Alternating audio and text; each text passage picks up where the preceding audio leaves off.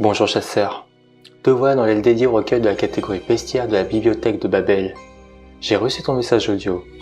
Dans la venue de ces périodes froides, je trouve ta demande bien étrange, car la proie que tu recherches aujourd'hui ne se trouve pas dans les étendues gelées des terres du Nord, mais dans le mucus sec des fuites corporelles des êtres marins recouvrant le contour du Nil, où se trouve un monolithe gardé par un être aussi hideux qu'odorant. Qui est-il? Que veut-il? De quoi est-il capable? Aujourd'hui, ta proie sera celui qui hante les plus profonds des abysses marins, le terrible dieu Dagon.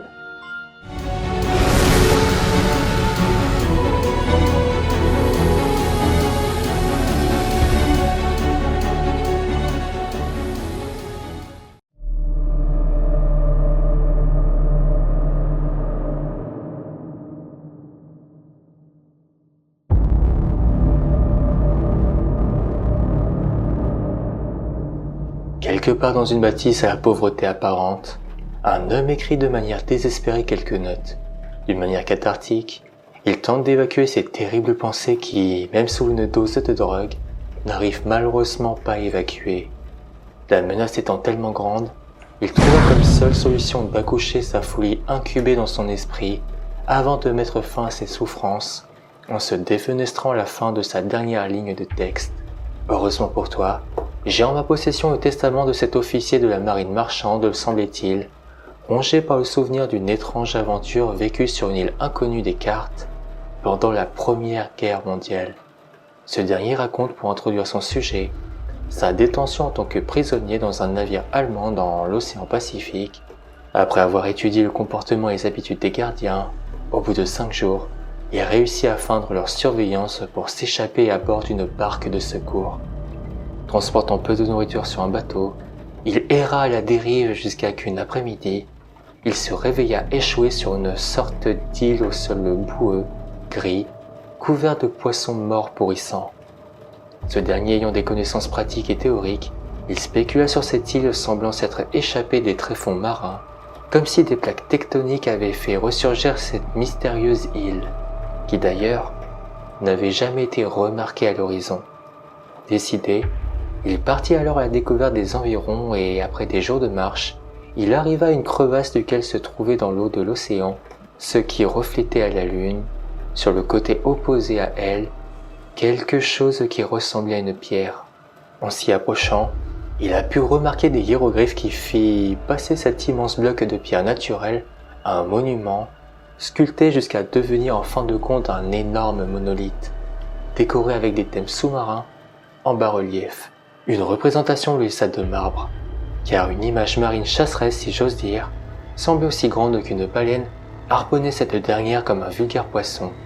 Si la rationalité porta cette représentation comme une idole d'une divinité anciennement vénérée et mystérieuse d'une antique civilisation sous-marine, l'effroi s'emparera de lui quand cette chose sortit subtilement des ténèbres enlaçant ce monolithe.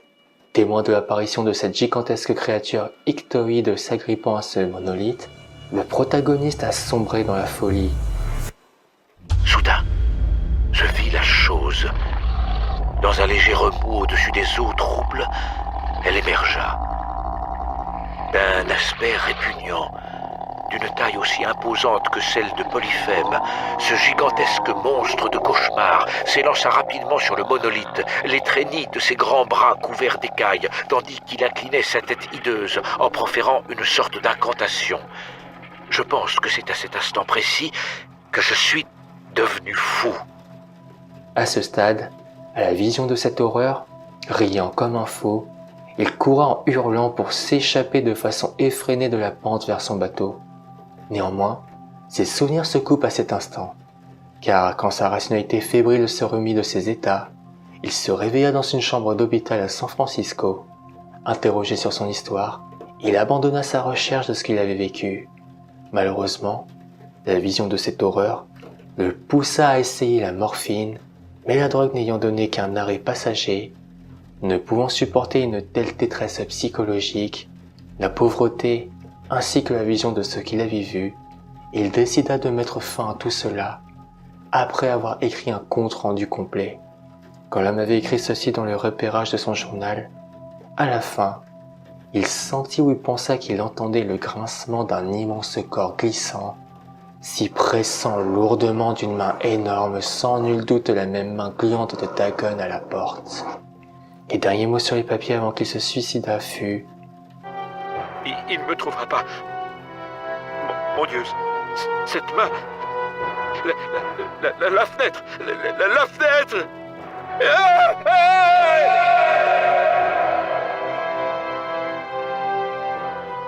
Dagon est un grand ancien servant Cthulhu. S'il est catégorisé comme tel, je me permets de le mettre néanmoins comme l'un des plus grands serviteurs régnant sans partage parmi les profonds, qui le servent et dont il semble être le père. Si les informations tentent à croire qu'il règne de manière égale avec Hydra, la nouvelle de Lovecraft le met plus en avant que l'inverse. De nature monstrueuse, il n'a pas de description précise tout comme son maître Cthulhu. La seule chose que l'on sait de lui, c'est qu'il possède une taille supérieure aux êtres terrestres, peut-être à la comparaison semblable d'une baleine, avec une peau écailleuse et gluante, à l'image d'un poisson avec une apparence aussi colossale que l'imaginaire que l'on sait des cyclopes grecs. Mélange humanoïde, donc entre amphibien et ictoïde, nous savons qu'il est vénéré par l'ordre ésotérique de Dagon, culte secret basé à Innsmouth. D'après les fresques, Dagon serait un titre, car à un âge très avancé, certains de ces profonds atteignent des tailles énormes qui sont par la suite vénérés par ces créatures comme des divinités. Ce sont en fait des êtres entièrement corporels dont le grand âge contribue à leur taille massive. Il existerait d'ailleurs des preuves fossiles que les plus anciens et les plus grands de ces êtres atteignent des tailles de plus de 15 mètres. Plus horrible encore que les personnages qui hantaient l'imagination délirante d'un Poe ou d'un Bulwer, ils avaient une allure odieusement humaine, malgré leurs pieds palmés, leurs mains molles, leurs lèvres énormes, leurs yeux gonflés et d'autres traits encore plus déplaisants. Ces créatures semblaient avoir été sculptées sans souci des proportions.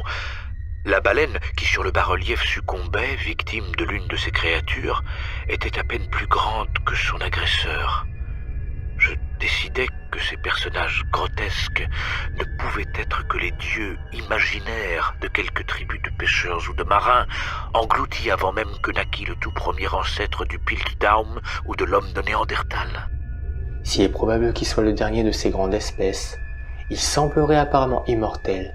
Sa longévité peut être expliquée par sa fraternisation avec les fruits d'étoiles, une espèce qui a une similitude physique avec le grand ancien Cthulhu, mais qui sont de taille beaucoup plus petite.